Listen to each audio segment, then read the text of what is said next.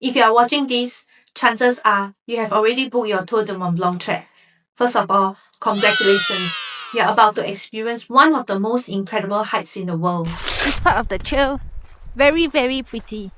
Surrounded by mountains. Wow, really very pretty. But now comes the slightly stressful part, the packing, preparing, and figuring out all the little things nobody tells you before the trek actually starts.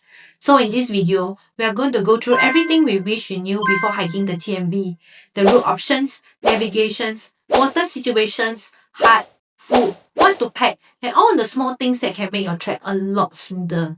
Let's get into it. So, before we even talk about packing, the first thing you should understand is the route system on the TMB. When you look at the TMB map, you will notice that there are usually three types of routes. The red routes are the main routes. They are the standard trails that most people take. They are still challenging, but generally more straightforward and less technical. The brown routes are detour routes. They usually bring you to accommodations that are slightly off the main trail. And the yellow routes are variant routes. They are usually steeper, more rugged, and physically tougher, but also much more scenic. We did the Col de Tricot variant, which wasn't too difficult and was absolutely beautiful. And we also did the Fenetri Arpad variant, and wow, that one was really tough. And when we say tough, we mean long stretches of steep climbing, unstable rocks, scrambling with hands at certain sections, and very slow progress compared to the normal trail. But at the same time, it was also one of the most scenic days of the trek for us. You can check out our day 2 and day 10 videos if you want to see what those variants actually look like on trail. We didn't personally do this, but special mention to Col de Force and Teti Bernarda. A lot of hikers we met said those variants were stunning as well. And then after trek, you will notice that there are quite a few additional variants.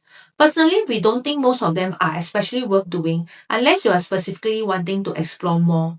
We knew some hikers who took the variant to tour because it was easier and more downhill. Some people stick entirely to the main route, and that's completely fine. A simple way to decide whether to do the variant is this. If the weather is good, your legs still feel strong, and you are comfortable with steeper or rockier terrain, then go for the variants. But if the visibility is bad, the rocks are wet, or if your body already feels exhausted, there's absolutely nothing wrong with sticking to the main route. So don't feel pressured to do every single variant. The TMB is not a competition. Now, let's talk about navigation, because this was one thing that genuinely surprised us. Before the trek, we somehow imagined that the TMB route would be super obvious, like giant signs everywhere saying TMV this way, TMV that way. But in reality, the trail signs were less beginner friendly than we expected. Okay, the signs are very confusing. Sometimes the TMB logo just disappear. Italy was definitely clearer for us, but in some sections, especially in France and Switzerland, the signs may only show the name of the hut, town, or the mountain pass instead of to saying Tour du Mont Blanc. So one thing we really recommend is this. Don't just memorize the final destination that you are hiking to that day. Also note down the huts that you will be passing by, the towns along the way, and the names of the mountain passes that you will cross. Because sometimes you will arrive at a junction and the signboard will only show those names. For navigation, we mainly use all trails and map it to our Garmin watch. And overall, it worked pretty well for us. But one important thing to note is that all trail estimates hiking time mostly based on distance and elevation gain or loss. It doesn't really account for how technical the terrain is. So routes with scrambling, unstable rocks, steep descents, or technical terrain may take much longer than what the app estimates, especially on the variant routes. So always build in buffer time and don't rely too heavily on the estimated timing. Even if you are planning to hike the entire route, it is still very important to know where the shortcut and build-up points are, just in case. Because weather changes quickly on the TMB, people get injured. Sometimes you are simply exhausted. So before your trek, look through the map and identify places where buses, cable cars, or public transport options are available. I'll circle some of the common transport points on screen here, but definitely check the latest information because routes and schedules can change every season. And one special mention for the panoramic cable car between Courmayeur and Chamonix. There's usually a bus option between the two towns, but the buses only operate during peak season. We were hiking near end of season and the buses had already stopped running.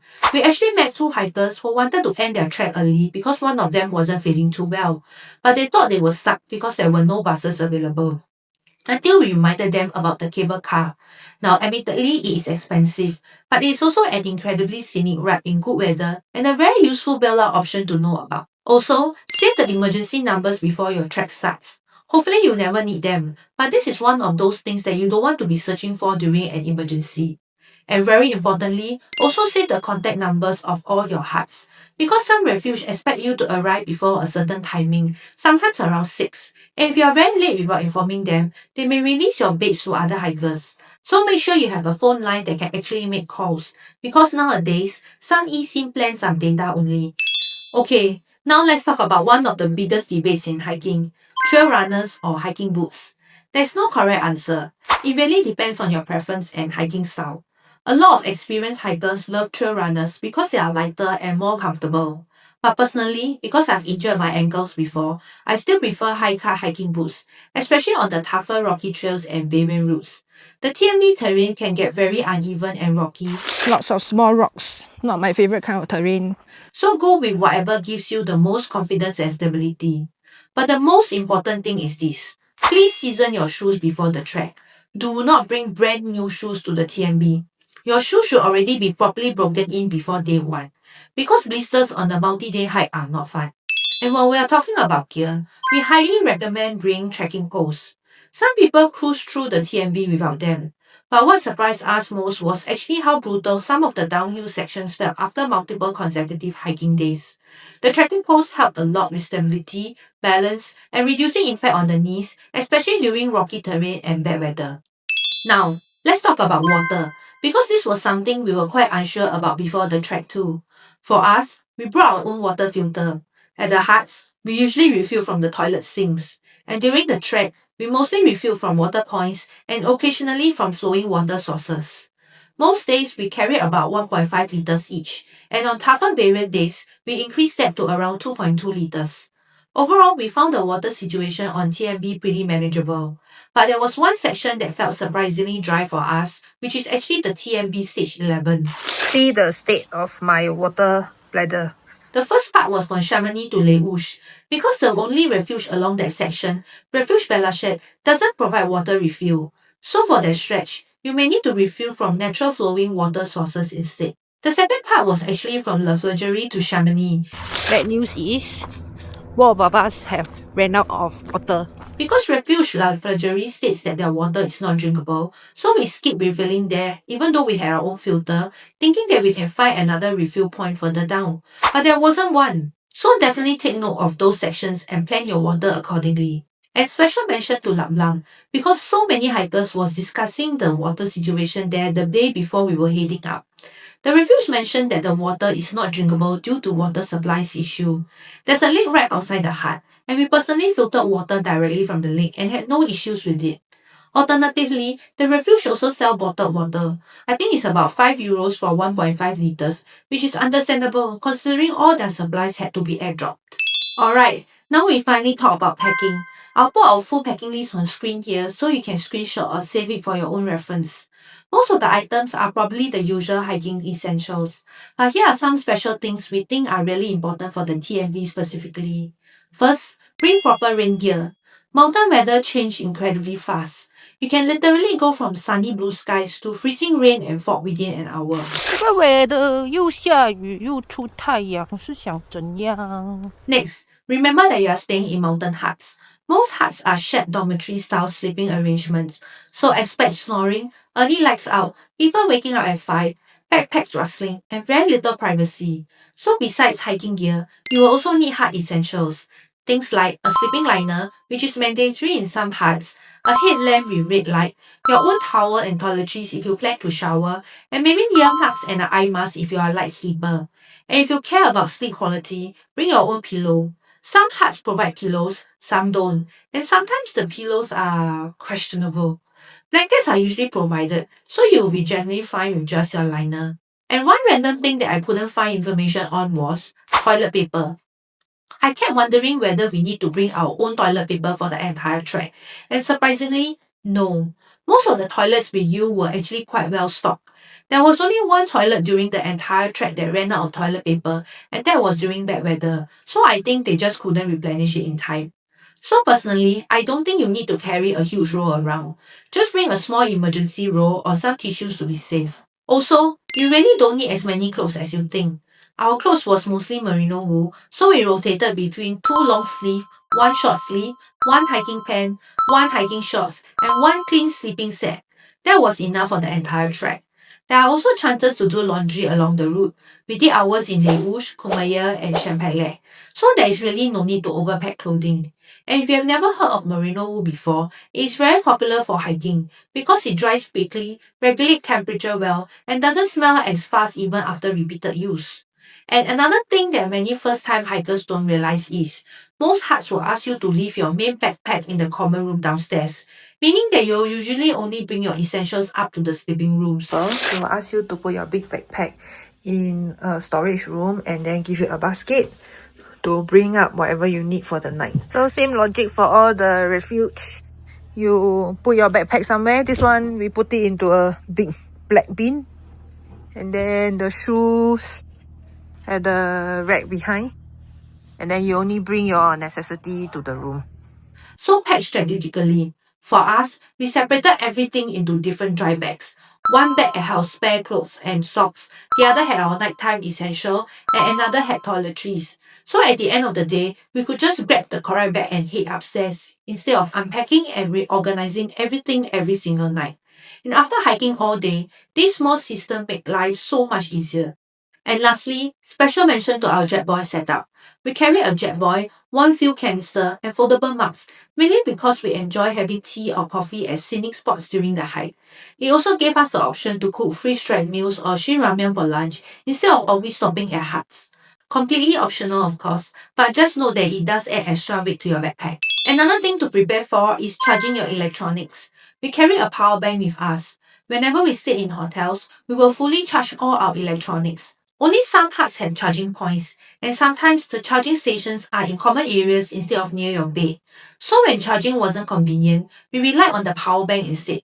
And this system worked well for us because we alternate between hotels and huts throughout the trek. Now, let's talk about food.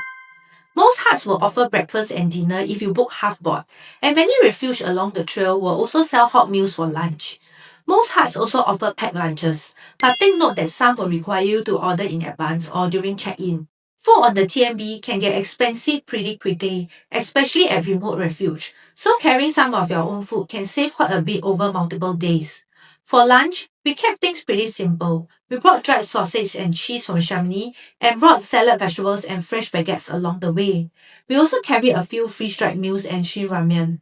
The one lunch stop that we will highly recommend is Refuge Masonville just before Courmayeur. They serve an amazing pasta and polenta, which became one of our most memorable meals along the trek. Very good pasta and polenta. I thought the polenta was quite special because I don't think Singapore has it.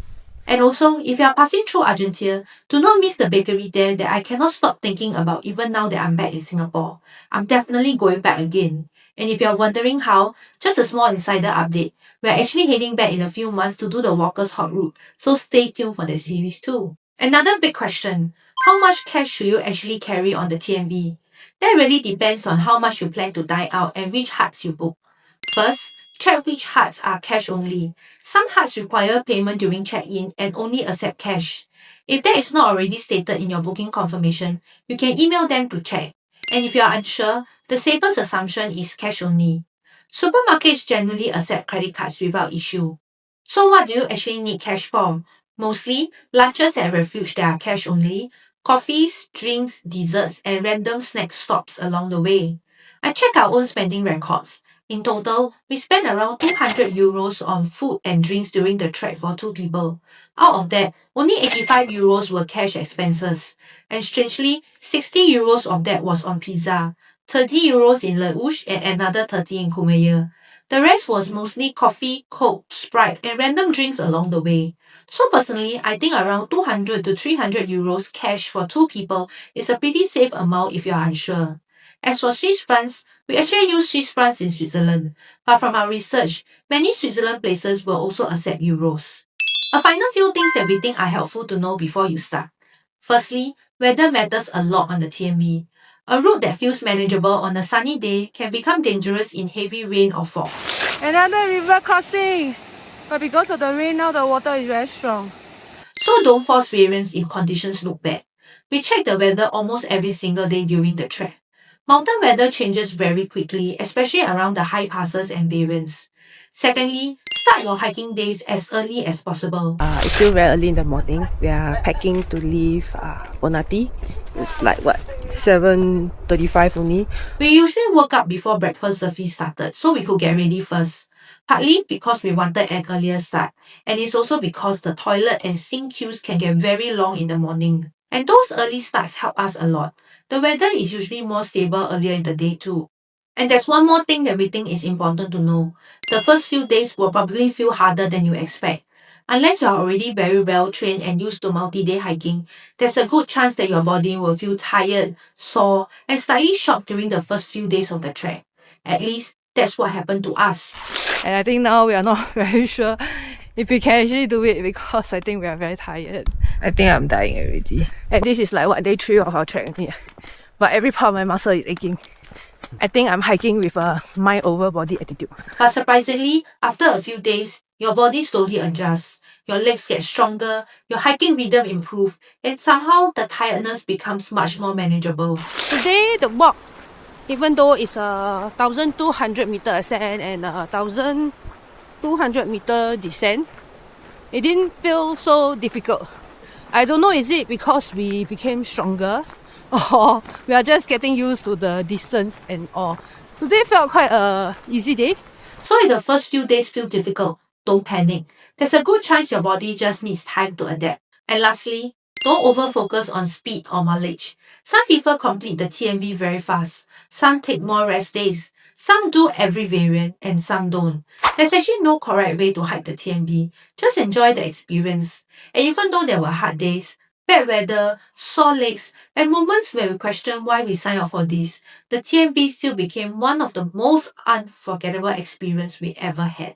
And that's pretty much everything we wish we knew before starting the Tour du Mont Blanc.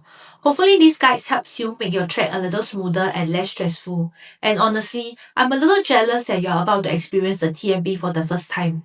The mountains, the scenery, the hard life, the tough climbs, and the random moments on trail. It really becomes such a special experience. But yes, I'm a bit sad that the trek is ending. If you found this guide helpful, feel free to save it for later or share it with someone planning their own TMB trek. And if you have any questions, drop them in the comments and we'll try our best to help. Have lots and lots of fun with your hike and enjoy every second of it.